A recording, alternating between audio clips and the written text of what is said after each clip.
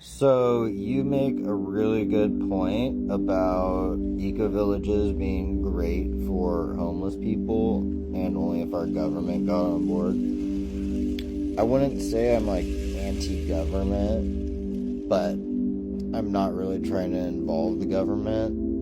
But realistically, intentional communities and eco-villages are not a new concept. In fact, you can go online and find eco-villages and intentional communities probably in your city right now to go live at for free. And the government doesn't really care about intentional communities or eco-villages as long as they abide within the laws.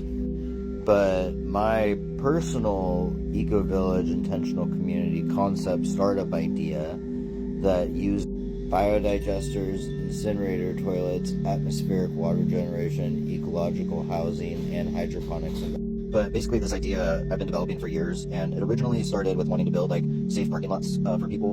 And I wanted to build safe parking lots for people because I was homeless in my car and there was no safe parking lots to go to that had like bathrooms and some kind of security and all that. So I was like coming up with ideas for like putting campsites inside of like old parking garages and things like that. And that idea kind of formed into like, well, why don't I start to develop like intentional communities or eco-villages that are within city limits so that, you know, people of all backgrounds can live at it.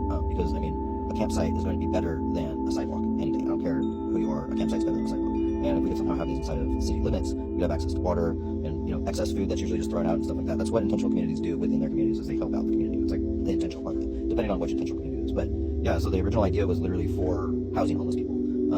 Since then, the idea has kind of developed into, you know, potentially like a care home situation, you know, or for artists or for athletes, you know, doing like surf parks or skate parks or like art parks, you know, where people can live at and move somewhere else and still have the same standard of living as they did before, same monthly payment, they can go anywhere. And so like the whole idea is to help people get into a better situation than they were before by creating an environment where they can thrive in, not just like survive in, because that's what like a lot of us are doing out here. We're just trying to survive, and I think that there's more to life than that, and no one else is trying to do my idea because it's my idea, and my idea isn't even my idea, it's an idea that a ton of people have, but you know, only few actually make the leap to make it happen. And you know, I just have my standards that I live by, and you know, I'm trying to make it work. So that's why I come out with this concept startup idea. So I'm just gonna stop talking.